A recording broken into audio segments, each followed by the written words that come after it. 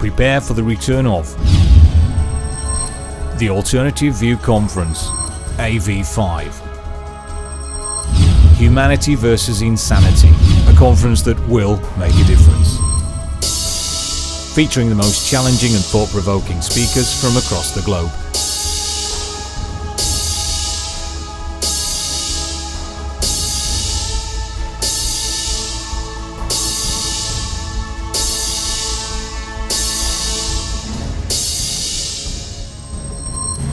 May the 16th to the 18th, 2014. Staverton Park Hotel, Daventry, Northamptonshire. AV5, the Alternative View.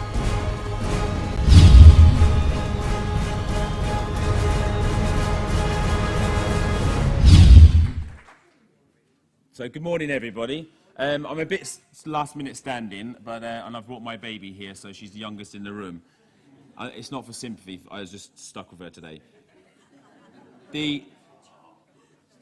Before we start, I want to, I'm probably maybe speaking to the converted here, but I'd just like to get you participating right at the start. And I just want you all of you to stand up if you think that the state should protect the people. Stand up if you think that's a correct proposition.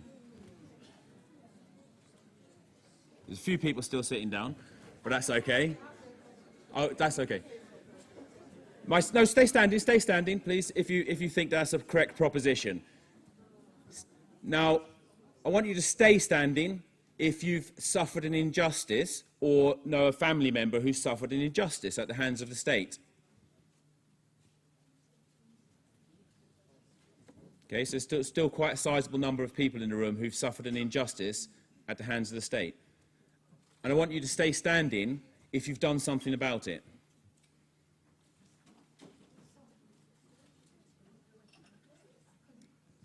So from those numbers now, obviously there's still some good people standing up who've done something about it. And I just want the people who are sitting down to give those people standing up a round of applause.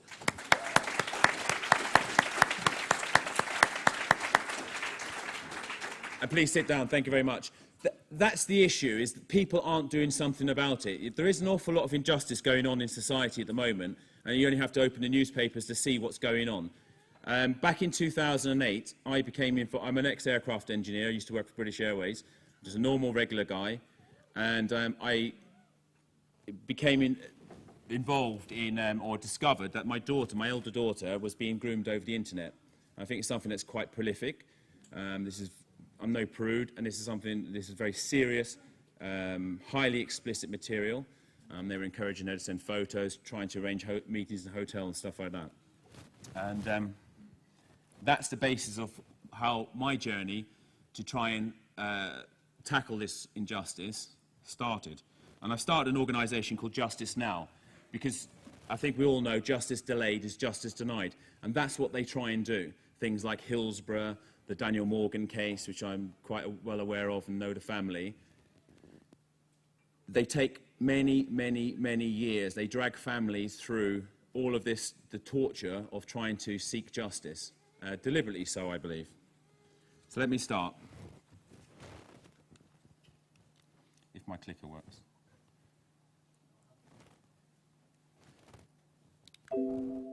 Okay. Lots of people say the media is very, very controlled, yeah? Clearly it is.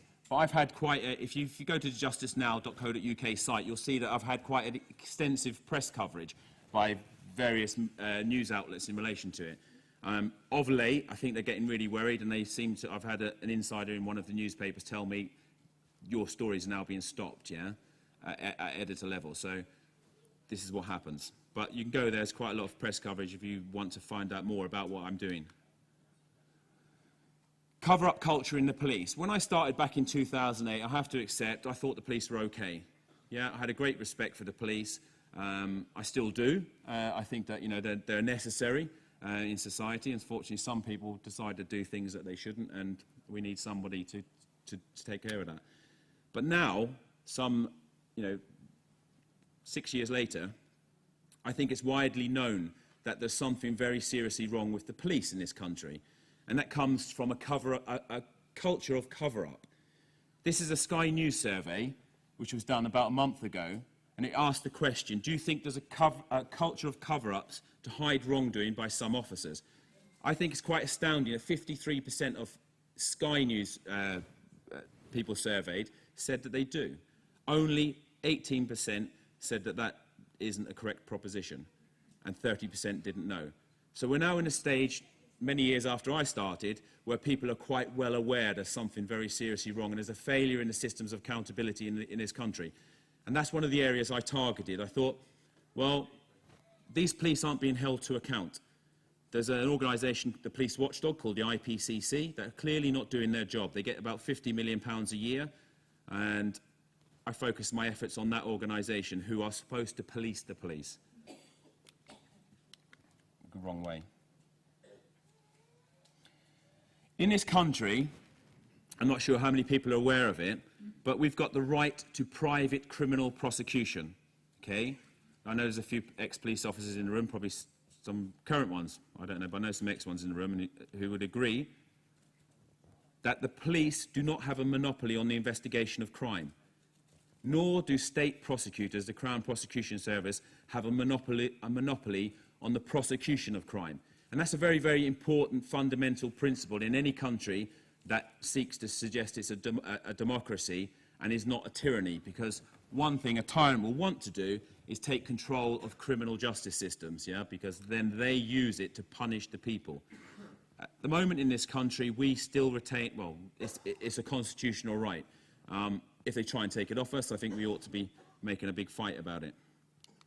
In 1885, the historian Maitland, who's supposed to be the father of the English system, he said, "To speak of the English system as one of private prosecutions is misleading. It is we who have public prosecutions, for any member of the public may prosecute. Abroad they have state prosecutions or official prosecutions. We don't want to be going there." Now, I was, during my job at British Airways, I started to study law, and I was aware of this, criminal prosecutions. It's clearly outside of law syllabus, but I was aware of it. And hence okay.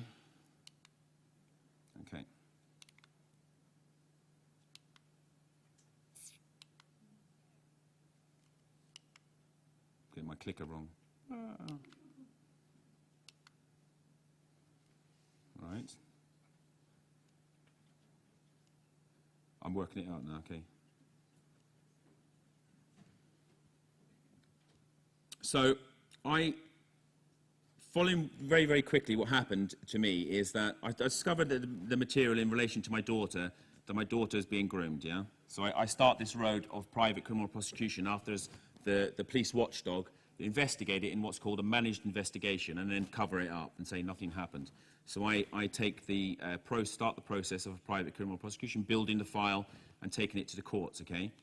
Now, to do that, just very, very quickly on this slide, the historic principle of private criminal prosecution is things like the Crown Prosecution Service was only, people think it's been around forever, it was only introduced in 1985. Prior to that, the police did prosecutions. Prior to the police doing prosecutions, communities used to get together and do prosecutions, yeah? Someone that they found was eloquent who could talk would be the person who would go into the court and do the prosecutions. Communities would come together and do it. Now, certainly there's been precedent of this in this country. Indeed, the Hillsborough family, many years ago, tried a criminal prosecution against an inspector who was involved in the Hillsborough tragedy.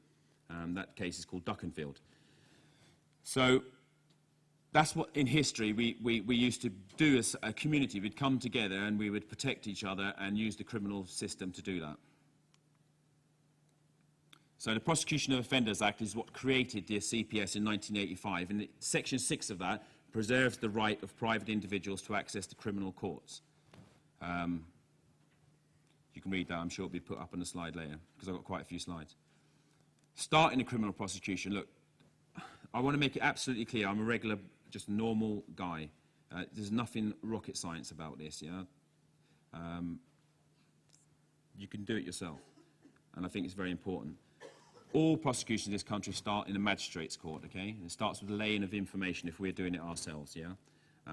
That information is basically an outline of the case and why this case needs to be prosecuted. And you can take that and just ask the magistrates court for an appointment and go in there and explain to the district judge or the magistrates who are there why you need a summons, or you could ask for an arrest warrant if you want to. It's deemed laid as soon as you give it to the court, which is quite important because a lot of offences, like summary offences, for example, like common assault, you've got to do within 6 months, yeah? Indictable or either way offences, which could be heard in the Crown Court, has no time limit, as you see with all these historic prosecutions of child sex offenders at the moment. So the information basically describes the offence in ordinary language. It identifies the law or legislation that creates it. Contains particulars that constitute the commission of the offence. Those are your allegations. And you can have more than one offence you can allege if that commission is connected, yeah? That person's done a number of offences. For example, they've broken into your home, assaulted you. Those, you can lay all of that information, yeah? Issue of the summons. The discretion of the magistrates' court to not issue your summons is very, very controlled, yeah? And these are the provisions that they have to consider whether what you're saying to them results in the issue of summons. And that is that the offence is known in law, that it's not out of time, that the court has jurisdiction on it. So some offences, like, for example, they've taken war crime cases where you need now the permission of the Attorney General, because they're obviously very worried that someone, well, in fact, people tried it on Pinochet, maybe someone might try it on Tony Blair. But then I'm sure you've heard the news this morning that the US have lost the letter that Blair wrote to Bush, that I'll do whatever you want, apparently, allegedly. Right. It's usually conducted in a live hearing at the magistrates' court, but that's not necessary. They can do this as a paper exercise. You can give them the paperwork and they can decide whether they issue or don't issue. And up and down the country, I think, since I started the prosecution of mine in 2011, it's got quite well known that you can do this, and a lot of people are trying it now up and down the country. Use it or lose it. I mean, look, our forefathers, you know, put a lot of things down in this country to protect us from times get to a stage when the state is becoming tyrannical, yeah?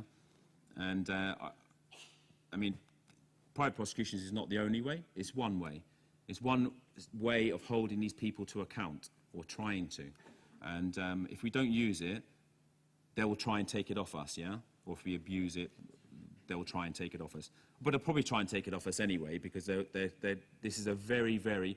A lot of the things that we do are defensive, yeah, against them trying to do things to our families, to ourselves. This is something that's offensive, yeah? This is bringing that individual, yeah? He hasn't got his police uniform on anymore.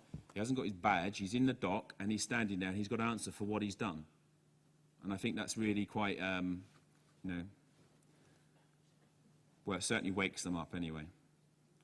So, you know, we as a community can organise, we can come together, and if there's sort of key cases, we can prosecute them, yeah? And interestingly, since I've started as well, there are a number of law firms now who have taken a lot of interest in this, and they're starting up, yeah, to do private prosecutions, to offer that service to the public. Smashing the police watchdog. I don't know if, obviously to me, I'm very aware of it, but the IPCC, the supposedly Independent Police Complaints Commission, came in, you know, obviously there's campaigners 10 years ago who were decrying the police, PCA, Police Complaints Authority, that they were corrupt, that they weren't doing their job properly, they weren't holding the police to account. So they very, very simply created a new one called the Independent Police Complaints Commission. And I guess the public bought it, yeah? This is somehow independent. When I experienced this organisation and found out that it's nothing but an organisation that covers up for police crime, then I thought I'd start doing something about it. And don't get me wrong, I don't think that the police system's unique. I think that the health system, the ombudsman's in the health system, the parliamentary ombudsman, you know, whatever watchdog, the FSA, they're all the same. If this involves state corruption, they are working for the state. They come under maybe the Home Secretary or whoever they come under, and they will cover up for you. Someone will get a tap on the shoulder, and that case ain't going anywhere, and hush it up. So I looked at the IPCC. In mine, I'm going to skip through these because there's a live criminal case. But they started an IPCC. Basically, I was arrested. I was taken naked from my house in handcuffs. I was put through a trial which took a year to get to court. And one thing that they haven't touched on, I want to get it out there as well, is that there is corruption in the courts. Yeah, I mean we know that, but finding it. Yeah, my case was in a place called Uxbridge Magistrates Court in that jurisdiction, because that's where the offence happened. The alleged offender, me, and all of that happened in that area. My case suddenly, when they realised that they've got serious problems, suddenly got moved without any authority right across London to Hendon. I found out later, because there are good, I want to emphasise as well, there are good people in the system, yeah? People like you who are doing your job, whatever you might be doing, and you're not going to tolerate it. But you know if you stand up and you whistle blow, you're going to be brought down. So people try the way they can and help people out. Now, I found out about this particular thing I'm going to tell you about, but very, very strangely. I was in London, I got on the train, a woman gets on the train. She comes up to me and she says, you've got to look at the clerk in your case in Hendon. He's ex-police.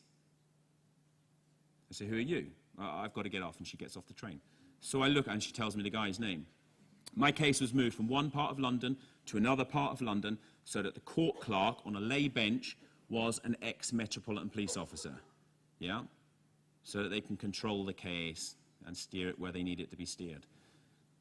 They're in the courts. I mean, they call them the police courts. And certainly I have no faith in the magistrates' courts. I have faith in certain judges and certain people to do the right thing, but certainly the magistrates' court seems to be very, very bent, as I'm sure a lot of people have found out. And I find that quite abhorrent, yeah, in a country that I've grown up in, where I thought that, you know, fair play, the system, the criminal or court system was fair.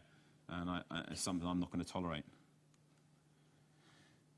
Very, very quickly, the IPCC say that in the end of this, so I get acquitted at trial. They couldn't do anything else, and it goes into the IPCC. It becomes a managed investigation, one of only about 80 a year. Quite frankly, it was no investigation. There was no criminal investigation, despite the severity of the material. And then a year later, this kicking it into the long grass, they come out and say, well, it was all just a mistake. Nothing happened. The police who entered my house, they entered lawfully and everything's fine. So I threatened them with a judicial review. So again, using the court system, doing it properly, they're threatened with a judicial review. And the IPCC back off, reopen the investigation and go, okay, we accept the police officers entered your house unlawfully. Just like that. Just like that. But they play this game with you that you're not going to go to the High Court, that you're not going to do these things because it's a cost game as well. How much is it going to cost you in money? And I think this is the other very abhorrent thing about it, and one of the reasons I've done what I've done. When police corruption happens to people, it happens to you, whatever, or state corruption, you are sort of steered off down a civil route, yeah, where you're going to go to them and go, okay, give me some compensation for the damage you've done, and they pay you some money, and they go away, and the people who did it stay in their jobs. That's your money. Every one of you who's working, who's paying taxes and stuff, you're paying to support the corruption. I think it's completely and utterly wrong. That's why I went down a criminal road, because that's the only way there's going to be accountability, that these people are answerable in front of a jury of 12 people. Yeah? It's not a cost issue. This is not about money. This is about what you did. Yeah? And I think it's right they should answer. Certainly if I did what they did, I'd be in jail by now. So they threatened with judicial review, they reopen it, the investigation. I was really lucky, okay, I met a fantastic journalist. There's some people in the room who know him. He's Journalist of the Year this year, Michael Doherty, yeah? He wrote the book Untouchables. Really, really lucky, and I think back then, 2009 and 10, you know, the stress of this stuff is massive. You know, you're going a bit, or you think you're going a bit nuts about the whole thing. But I met Michael Doherty. I had about 2-3 hour meeting with Michael Doherty. I said, look, Michael, I know it sounds nuts, what I'm telling you, but I'm not nuts. And he said, Michael, the fact you're able to tell me that it sounds nuts, I know you're not nuts, yeah? So, but for validation, you know, this journalist took the time. He wrote an article called Web of Lies. You can read it on my website, yeah?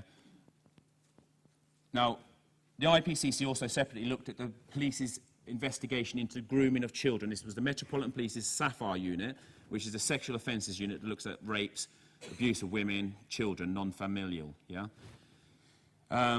And I'm back in 2008, and I'm saying there's something wrong. The reason they arrested me was I was saying to the police that you're not doing a proper investigation. In fact, they hadn't picked up a PC, they hadn't done anything, they hadn't spoken to me. You're not doing it. So they arrest me and say I harassed the secretary of the borough commander, yeah, in a dawn raid. So rather than spend your resource, police resource, and they always say, oh, the golden excuse, we just didn't have the resource. You had plenty of resource to send 11 police officers around my house at 6:30 in the morning with a battering ram, yeah, because I had allegedly harassed the secretary to the borough commander of Hillingdon, yeah, a man who's reporting the grooming of my child. And just to set out who I am, yeah, when I got divorced from my first wife, I went to court, and it was my first experience in the legal profession. And I went and I said, look, you know, I brought my daughter up. I want to get residency of her during this divorce, yeah? He said, look, you can forget that, mate. No chance of that. I said, well, there's no point having you then. I'll go and do it myself. So I went and did it myself, yeah? And my daughter, Hannah, I got residency of her through that court process, yeah? So, you know, do it yourself. Yeah, get in and do it yourself.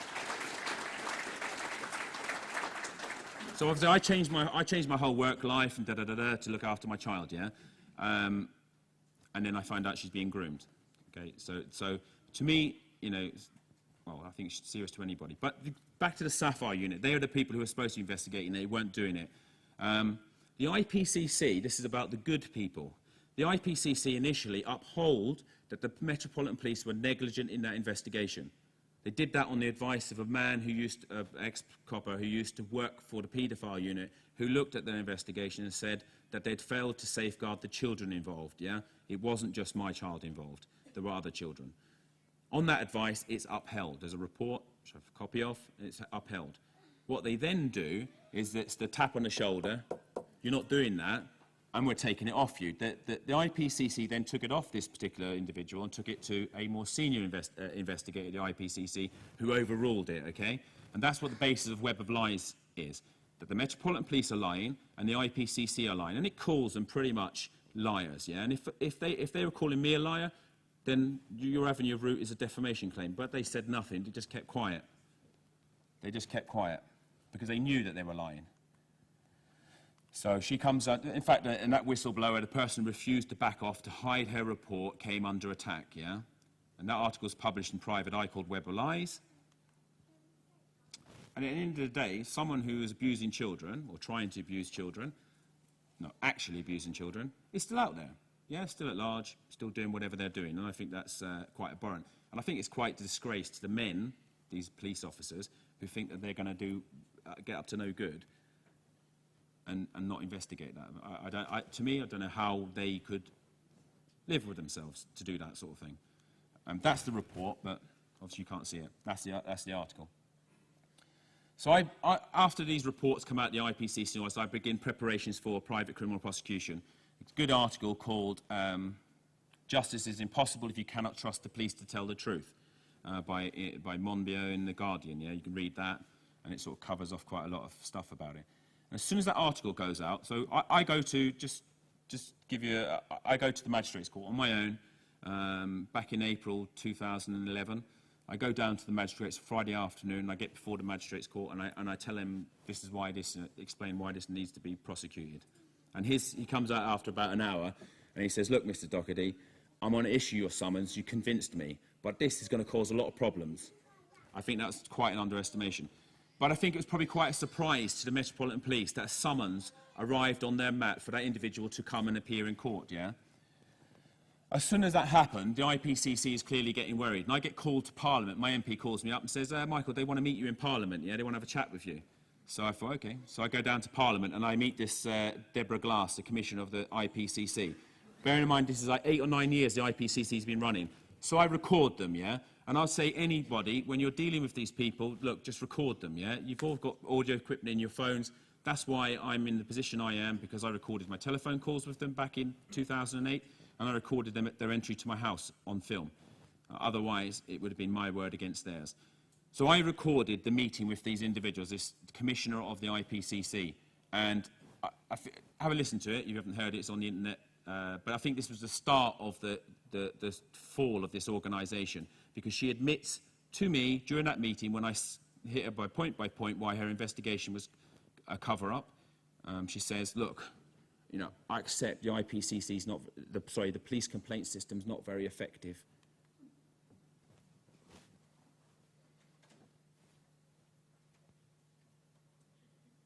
Is it playing? Don't play. On the screen. Roger, thank you. Playing video.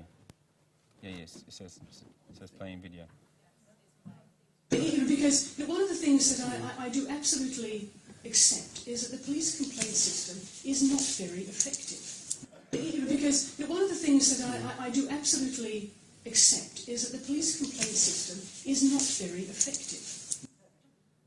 So, there's information, there's some academics have written reports on the police complaint system. They reckon that there's about 60,000 people a year in this country make complaints against the police. When they look at it, they think that that's about 1/10 of the people who should be making complaints about the police, yeah?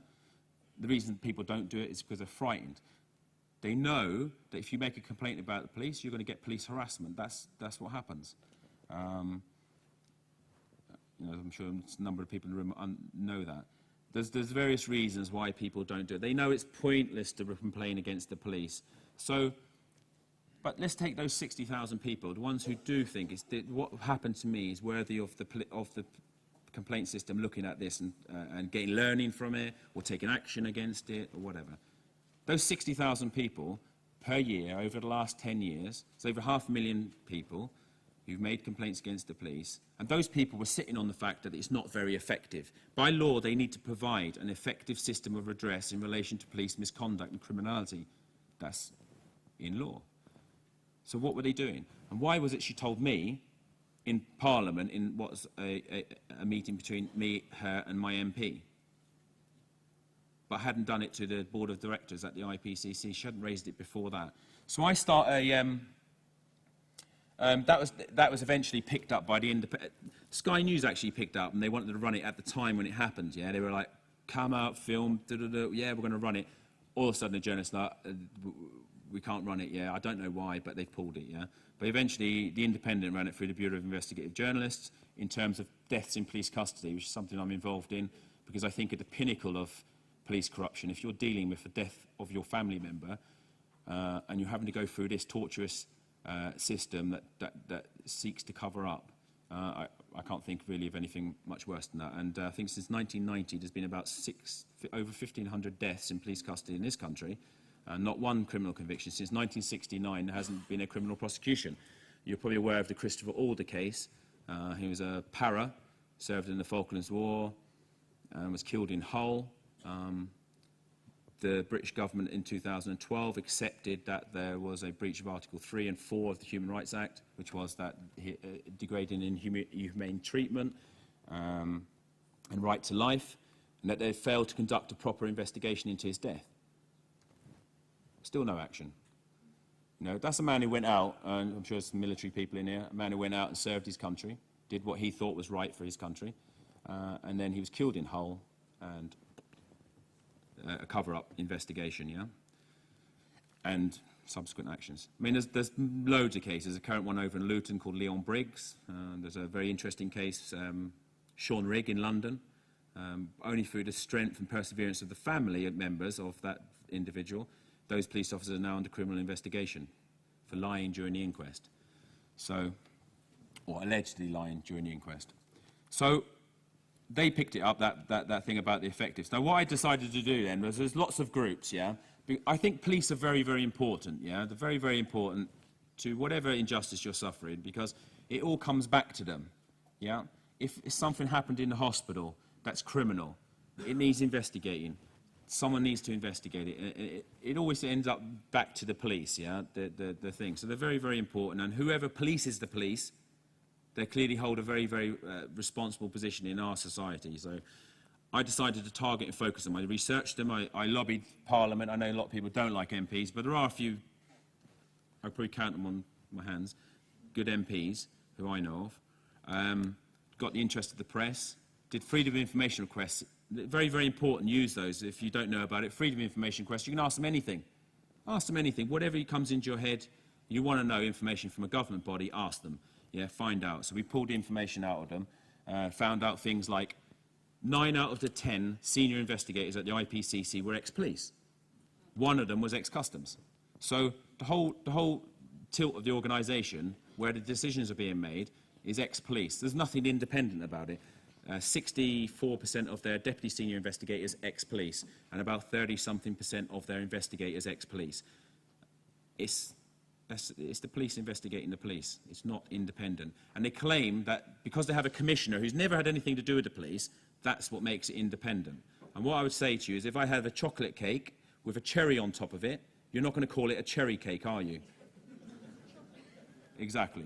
So we pulled this information out about this organisation, and we pulled together different organisations who have concerns, women's rights groups, men's rights groups. It was like arranging a wedding. You know, make sure they don't stand next to each other at the demo, but they all got on well because they all suffer a common thing, an injustice, yeah? And the women's groups in London, particularly, the Sapphire units, who I had lots of dealings with, I mean, there's 2 cases, John Warboys and Kirk Reed, okay, where they were these were prolific sexual offenders, rapists in London, who is allegedly in the hundreds of women affected by these individuals, and they did nothing. They were telling, one was a black cab driver, yeah, and they told one of the victims that black cabbies don't rape women, yeah. And what that guy's MO was doing, he was doing it to all the women. He'd say, I won the lottery, and I've won a load of money. Will you help me celebrate tonight? He'd give them lace, champagne, and then he'd sexually abuse them, yeah? And that's what these people are doing, yeah? They're also forging, you'll probably know that they're forging, and a few have been convicted for it, forging prosecutor letters to victims telling them they're not going to, the prosecutor won't go ahead with your case, yeah? So we all got together and we came outside the IPCC, we did some props, we publicised it. Social media, I hate it, it's a bane of my life, but it's very useful, yeah? There's nothing personal about me on my on Facebook or anything like that, but this stuff, yeah, just engaging with people who have common interests in this stuff is very, very powerful. And we're letting the police know what's going on, and we did an IPCC demonstration. What do you know site, just put that in there quickly, is if you want to ask freedom of information requests, whatdotheyknow.com, go to it, it's a brilliant site, you can set up an account, and all of the state organisations are on there. It's just a click of a button, and you put your request in and ask them information and get the things back. Fantastic site, it's set up as a charity, and it's very, very good. Oh, yeah, just some of the data we got up, that, yeah, 80% of the public were unhappy with the outcomes of the IPCC. So if this was a private organisation, it would be out of business. You wouldn't be going to it. 80%. There's been serious questions asked about IPCC case outcomes. They're definitely unaccountable and above the law. A lawyers' association called the Police Action Lawyers Group, PALG, walked off the consultative boards on the IPCC, saying that there was a pattern of favouritism towards the police at the allegedly independent Police Complaint Commission. Well, no wonder, because they're their mates, and they used to work with each other. Less than 3% of complaints are substantiated at the IPCC. So 97% of us are making it up, yeah? It's not right, yeah? We're just whingers. Extreme delays to complaints, yeah? This is this dragging it out, kicking it in the long grass, yeah? So what we called for is a full parliamentary inquiry into the police complaint system and a new and effective system of redress. And we called it this protest, demonstration, whatever you will, abolish the IPCC, okay? Ooh. Now, this is an interesting slide. I'm quite happy to say it because she's threatened people with defamation claims, newspapers who've pulled stories about this, yeah? In March 2012, I reported the Deputy Chair of the IPCC, Deborah Glass, for perverting the course of justice in relation to her conduct during my investigation. And a really nice inspector, who I met at Holborn, gave me a crime reference number and said, look, I think you got something, leave it with me, yeah? That's a good guy. And then I get an email from him, he's been moved, yeah, somewhere, can't tell me where he's been moved to, yeah? Then, a little bit later, I get informed about November 2012, SC09, yeah? So serious crime 09, yeah, in Scotland Yard. We're taking an interest in this. We'd like to meet you. So they meet me in a 5-star hotel. We'll take statements, blah, blah, blah, blah, and they take statements. And we're the guys who investigate MPs, so we're going to do a good job and all of that, yeah, and all nicety-niceties. And then they go off and do nothing, yeah? The interesting thing of this is that Plebgate, the incident into Andrew Mitchell, okay, started to really kick off about November 2012. That was the point, yeah, at which it was starting to show that this was a conspiracy to bring down the minister. It wasn't quite what was said happened outside Downing Street. And that's when it was kicking off. So the Metropolitan Police, they're quite smart in some respects. They know at some point soon we're going to come under investigation by Deborah Glass and the IPCC. That's what it's looking like it's going. And if anyone knows how the police operate, they like to find shit on you to counteract shit on them. So probably at some, what have we got on Deborah Glass? Oh, we got this bloke Doherty's report. All right, bring that in. That looks nice. So bring that in, and we got that investigation running. But ain't that smart, yeah? And I know there's coincidences, but then there's coincidences. I told the Metropolitan Police to get off the investigation. Effectively, they were investigating somebody who had covered up crime for them. So how can they be not they should not be investigating? They should send it to an independent force. Commander Alan Gibson, head of professional standards, made the decision not to do that, yeah? Now, he shouldn't have had any involvement in it because Deborah Glass and her cohorts are not police officers, yeah? So the DPS, the professional standards, investigate police. So why Alan Gibson knows that they're under investigation by Deborah Glass and he's retaining hold of this criminal investigation. Well, they called it, in the end, we were just scoping an inquiry, something like that. You'll hear that a lot nowadays. But I had the crime reference number. Now, the Independent were going to run a story on this, and their story was going to be this. Look, that commissioner's under investigation, but she's running one of the most high-profile investigations into the police in this country's probably ever seen. Surely, in the interests of impartiality, she shouldn't be on that investigation, at the very least. But oh no. They threatened, the IPCC, I think for one of the first times, threatened the particular newspaper with a defamation claim, and the article didn't go. But I say in October 2013, yeah, when the CPS announced to the public that they were going to prosecute one police officer, the one who gave the message, the email to John Randall MP for misconduct in public office, 1.5 hours before that, I get an email from the SCO9 saying, we're not doing that investigation anymore. Yeah, because the deal's done. Yeah, it's all nicely done and tidied up. 1.5 hours before I get that email. So I personally think that was used to help compromise the investigation into Plebgate. This is the demonstration into the IPCC. We did this big coffin and stuff, RIP, IPCC, 1st of May 2012. And calling for this inquiry. And sure enough, on the same day, then Parliament announced that they're going to do a Home Affairs Select Committee inquiry into the IPCC, which then took contributions from the public and other people into the work of the IPCC. It reported back in January 2013 and called the IPCC woefully inadequately resourced, yeah? So they obviously go to it's a resource issue. They've only got like 40-odd million pounds. I haven't got any resource, and I'm trying to hold the police to account. Far better than they did. They've got their swanky offices in London, etc., etc. But they called for some reform. They called for the police to be taken out of the police complaint system, just like we were calling. And the IPCC started a recruitment drive to try and bring in people who are not police. But I've been told, because I've got lots of people who tell me various things, that they're now headhunting ex-police officers. They're out there cold calling ex-police officers to come in and work for them on this new recruitment drive, yeah? And people who I know who are good, competent people who are trying to apply for the jobs, they're being turned down. So I don't think the leopard's changed its spot. It's all just PR fluff, as they call it. But this year, this is Lord Stevens, yeah? So there was another report written into the IPCC. This report is quite a big report about the police, the police complaint system and stuff like that. And they called this report for the IPCC, just like we called, exactly the same words, for the IPCC to be abolished, yeah? I think it's become I'm no party political or anything like that. I'm just saying that the Labour Party has said that it will abolish the IPCC if it gets into power, yeah. But to be honest, anyway, that's a right. Okay, this like High Court order, yeah. I think it's very, very important because I know, speaking to Ian on the phone before I came here, that this is about you know, what can people actually do, yeah. This is real, yeah.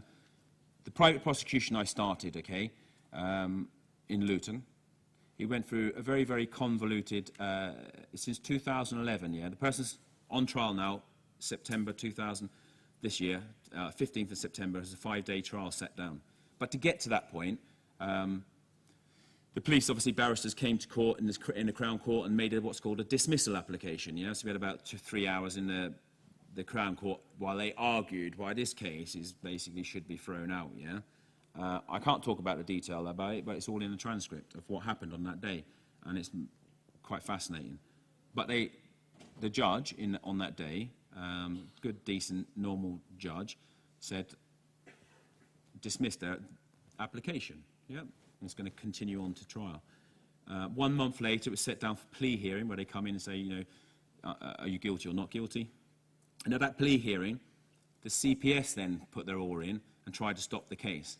Yeah, so I've got that, and that's the Deputy Chief Crown Prosecutor, Richard Newcombe, who, well, I'm not against any organisations and that, but like we know now that the Masonic Operation Tiberius in the Metropolitan Police, where they looked at organised crime, and they found that the Masons organisation had been used by organised crime to infiltrate the police, and that's there. You can go and look it up, Operation Tiberius. I found out Richard Newcombe had just happened to be a Mason. So I thought, well, because someone sent me the Masonic yearbook for St Albans, and so I photocopied the page, and I emailed it through the general inquiries of the CPS to ask, could you tell me, Mr Newcombe, is that correct that you're a Mason, yeah? So I think he retired shortly after that. Early. But anyway, he made the decision to stop this prosecution, yeah? Call it to stop it, and they have that power, allegedly, okay? I won't go into too much technical detail because I've got 15 minutes left. But, so it goes into the High Court, and it was kicking around in the High Court. It got stayed to the other side of a Supreme Court case called Gujra, which was seeing, actually I think this is quite an important point. The case Gujra in the Supreme Court, which is October 2012, I think. Yeah, it was. And that case was about the legality of the CPS's decision to what they did. Right. How many? How many? Sorry? Oh, you're talking to someone else. I got good hearing. Right. Okay. Right. The CPS, prior to 2009, said that with a private criminal prosecution, what they would do is if a case has met what's called a case to answer in the court, then they won't touch it. They won't get involved in it, yeah? And they just go on. And you know about separation of powers, that the executive legislator shouldn't mess about with the judiciary. Yeah, so that's sort of in line with that the executive's not supervising the courts. In 2009, allegedly, although there's no paperwork for it, Keir Starmer, the then DPP, decided to apply across the board the Code of Crown Prosecutors to all cases, irrespective of how they started, okay? So they would judge it by whether there's, what's the code? Yeah. Reasonable suspicion, it's reasonable sufficiency, isn't it? Yeah. Whether cases more likely than not to come to a conviction, but that's just discretion of some individual, yeah, in the Crown Prosecution Service, some mandarin in there who just says, well, I don't think it is, and then your decision, your challenge is to then take it to the on a judicial review to the High Court, which is a very, very difficult thing to do and can be costly and all of that. And so, but that's what I had to do. I had to take it there. So they say they changed policy. Gujra was about whether that was lawful policy. The judgment in the Supreme Court was 3-2, yeah? So 3-4 that it was lawful and 2 against, yeah? And the The woman Supreme Court judge was quite vociferous about that this is absolutely unlawful. So it's not like a very strong judgment, but they said what they did was lawful. My case, I've got a number of cases, okay, criminal court, which I'll come to in a second. But this one went all the way, took about 2 years, and then in August 2013, they concede that it can go to trial, and it does now meet the Crown Prosecutor's Code for criminal prosecution. So it can go ahead, right, before going into the High Court, because I'm sure they didn't want to have their decision scrutinised in the High Court. So I get this High Court order out of them, and the Independent pick it up and and write an article on it, calling it "Private Citizen Wins Right to Prosecute Met Police Officer or Worker." It's not about a right. I didn't win any right. The right exists. Yeah, we're entitled to do this. But it's worthwhile reading the article because they called it unprecedented and historic prosecution. Yeah, because I don't think anyone's done it before, and I really don't understand why people haven't done it before. If the police commit criminal acts against you, I don't see them as any different. Was it the Pelian principle that the police are the public and the public are the police? Yeah, they just get the benefit of a salary every month for doing what I would say is a very responsible and should be honourable job. But as I said at the beginning, they don't have a monopoly on the investigation of criminal prosecutions. So that's going ahead now, and it's set down for trial on 15th of September in Luton, yeah? Right. These are the current cases that I'm running at the moment, yeah? So there's this one I was just talking about, the private criminal prosecution of the Metropolitan Police Secretary for perverting the course of justice, and that's now set for trial on starting September the 15th. There's a private prosecution of 2 Metropolitan Police officers, the ones who led the raid on my house, for various offences related to that.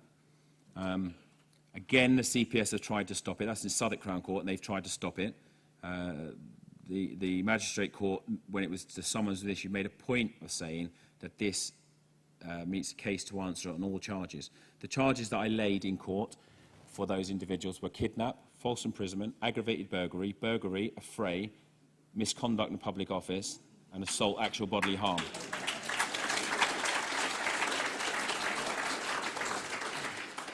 But and they sent all their little police federation barristers down there and all of that, and I think, quite frankly, their jaw dropped. They probably thought, he's nuts. He's nuts now doing all of this. But the charges are made out. Look, kidnap is to move someone. Common law offence of kidnap is to move someone from A to B without their consent and without lawful authority. If they entered my house without lawful authority, took me away wherever they took me, yeah, they said I wasn't consenting to it. That's kidnap. Yeah. I felt like I was kidnapped. So, I wouldn't be too... So that's the CPS come along and started. One of the reasons that they've said that they want to stop some of these charges is that it's never been done before. There's no precedent for it. Well, I think there should be a precedent for it. Let a jury of 12 people decide. Are you going to charge these people? Are you going to convict these people for kidnap when they've seen the evidence? Let them see. I've also come under this thing called Stitch Up and Stevenage. If you Google that, you'll find a whole load of stuff about that. I've come under clearly lots of attack from the police and various other organs of the state as I've gone along on this stuff. And I'm a criminal apparently by their standards. Yeah, I've been convicted twice now in the magistrates and the Crown Court for assault on a court security officer. Yeah. But even that, I mean, I didn't touch anyone. And all the CCTV disappeared and all of that usual stuff. And it wasn't working, but there's no maintenance records. And they closed the prosecution case in St Albans, yeah, without establishing that he was a designated court security officer. So when that was pointed out to them and the judge accepted that they hadn't actually proved their case, the judge said, well, we're just going to open it again, which is completely outside of all case law. But anyway, they just needed to convict me, and they gave me 3,500. So I got fined. I'm the only person in the country, by the way, who's been convicted of this offence, so I feel quite privileged.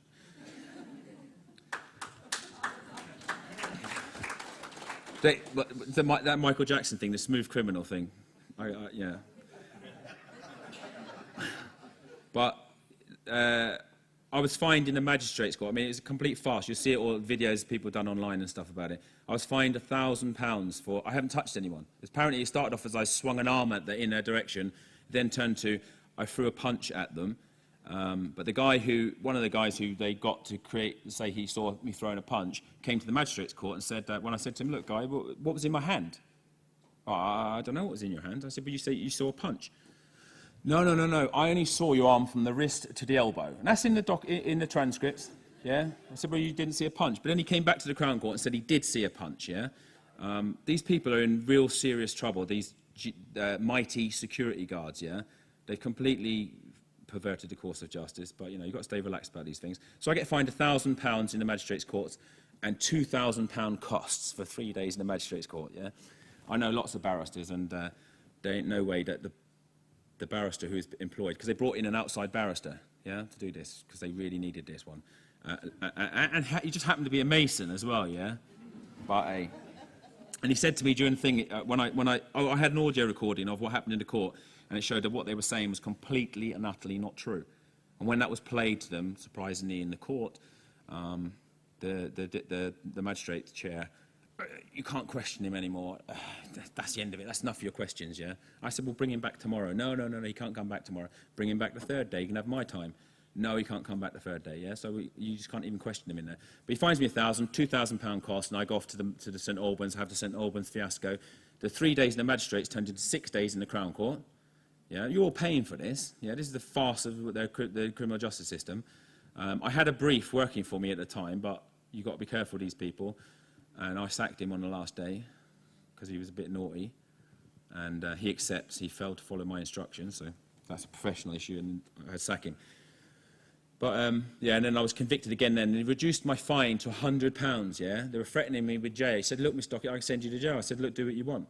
You clearly haven't listened to me. He said, do you want to do any mitigation? I said, you clearly haven't listened to me the last 6 days, so do whatever you want. And he reduced my fine to £100. He's hoping I would go away, yeah? And then he gave me another £1,500 cost, so it came to £3,600 plus £15 for a surcharge. But the other day, the magistrates just knocked £3,000 off it, yeah? Like that. So it's now £600, but they're not going to get a penny of that. But only because, okay, that's now on appeal. That'll be on appeal to the High Court. Judges refused appeal, saying that there's no points of law, arguable points of law. Well, clearly the fact that he opened the prosecution case again when they failed to prove the charge is a big, serious issue. In terms of, they seem to dig themselves into bigger and bigger holes, yeah? Because what I find out, that there's legislation in relation to designated court security officers when they replaced police officers, which is a big threat at the moment, yeah? Police think I'm anti-police. I'm not anti-police. I'm anti-corruption. And they're going to be privatised very shortly. And it started with the courts, yeah? And they put these people in on 0-hour contracts, minimum wage, no training, yeah? There's a secondary legislation called the Designated Court Security Officers Regulations 2004, which says these people have to be trained in the powers and duties of a court security officer. Well, I got a Section 10 admission during a court case. A Section 10 admission means a indisputable evidence of fact in the case that this person only had training in CCTV. So he hadn't had training in the powers and duties of a court security officer, therefore he cannot be designated by the Lord Chancellor, period. But, of course, they go and make a whole load of documents up, and he's had training, produced this, and that's hearsay, no hearsay application. The whole thing's a complete and utter farce, yeah?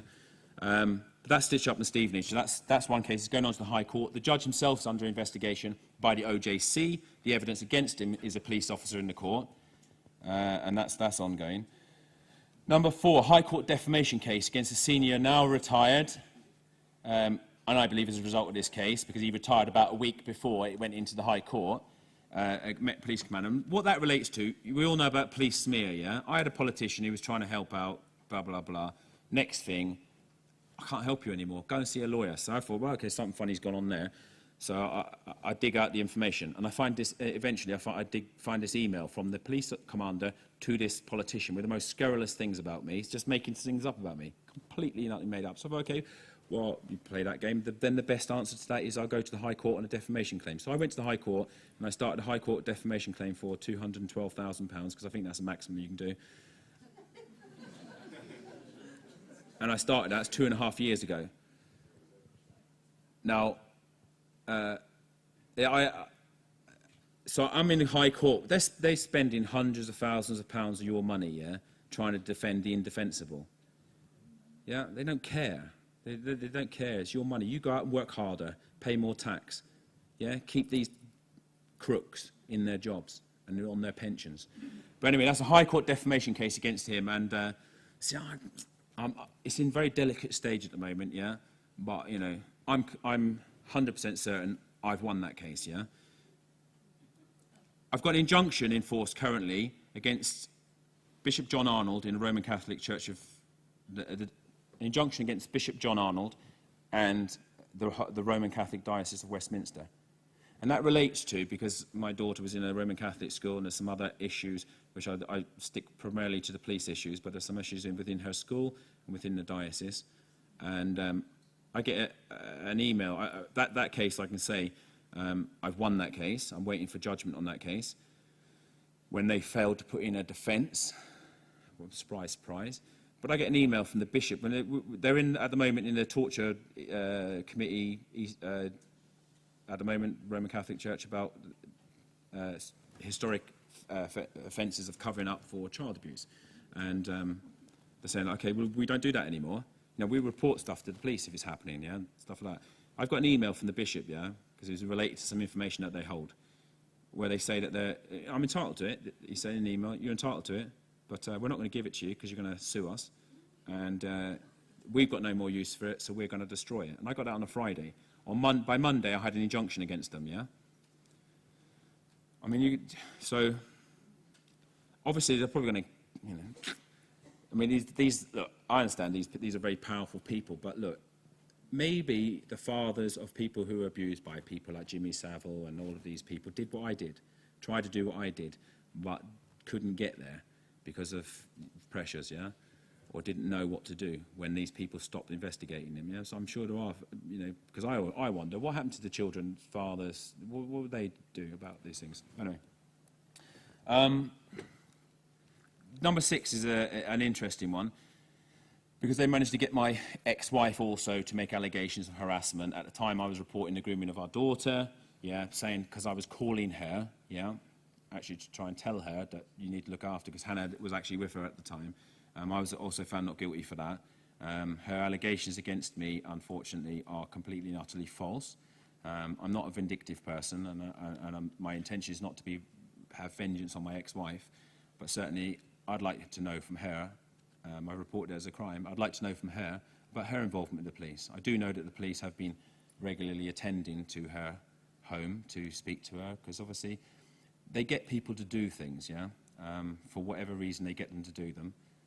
And so she's on trial at St Albans Crown Court for perverting the course of justice, and that was the second, because there was 2 allegations at the original thing in 2008. Apparently, they've told me I've made over 100 complaints against the police in the last 6 years, yeah? I got an email back, and one of them said, because I've got a single point of contact at the Metropolitan Police, because they've got to control me, yeah? And he doesn't answer the phone. He's not a very good contact, yeah? And he sends emails to other people calling me the Beast and stuff like that, which I found out. But, you know, he emailed me a little while back, and he told me, look, you've made 97 complaints against the police. So I emailed him straight back, and I said, look, can you tell me when I get to 100? But not because I really want to make complaints about these people, and I think it just all falls down flat on the very first complaint I made, was that this individual perverted the course of justice, yeah? They made lies up about me to cover up their failure to investigate child abuse. They covered it up, yeah? That one complaint, everything else has stemmed out of that, yeah? I've had people walk up to my sister-in-law in London, who's a head teacher, with a guy in a suit, give her an envelope while she's walking her 3-year-old child, making threats against me if I don't stop what I'm doing, yeah? Of course, the police won't investigate that because they say it wasn't about me. But when I show them that, yes, this is about me, the IPCC say, well, they still don't have to investigate it because they just make up some nonsense. Why do they have to investigate it? Look, someone's making threats against me. They're threatening a criminal trial. If I did that in a criminal trial, you'd be in jail for a long time for intimidation of witnesses, yeah? It's a very, very serious offence. They won't investigate it. One can only assume that's because they're involved in it, yeah, to threaten people to stop them doing this against them, yeah, and exposing them. And they hate exposure. Oh, am I going the right way? Number 8 is a civil case, but it's pending against the Met Police, or pending all of this stuff in relation to this stuff. An ongoing judicial complaint in relation to Judge Stephen Warner at St Albans in relation to that, his involvement. And this is very interesting, again, about how they take your money, yeah? Sorry, you meant to have a slide up. Oh, back. Okay. I don't know why it's gone up. But anyway, don't worry about it. The Mayor of London, yeah, Boris Johnson and his little cohorts, have just given 60 grand, yeah, to the criminal defence for the individuals who are on trial in Luton, yeah? So there's little old me, member of the public, trying to do this prosecution with nothing, and they gave 60 grand of public money to her defence, yeah? Now, at the same time, they're cutting legal aid budgets. If any of you, you have to be on the breadline before you get legal aid these days, and defence, but they've got a gold-plated option. The police authority just give them money, yeah? My MP, who's actually quite a good MP, he's written to the Home Secretary saying, I think it's unlawful what you've done to give that money in that way, because that money also includes £15,000 for back payments for legal work done in 2011, yeah? That's before MOPAC existed. Now, one of the criteria of it is that there must be a police officer who's actually in the execution of his duty and have been acting in good faith for them to provide funding for their criminal things.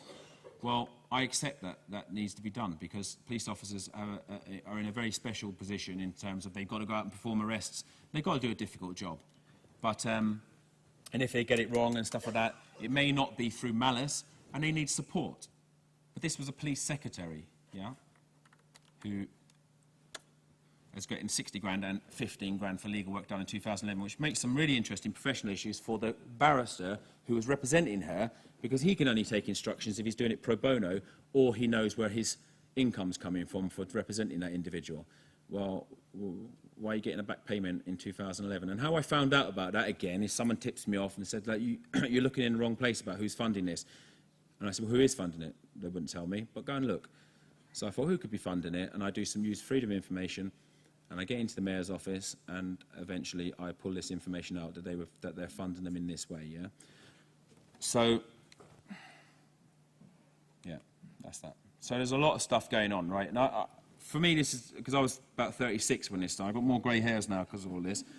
But I was 36 when this stuff started, and this is quite poignant for me. That you may be 38 years old, as I happen to be.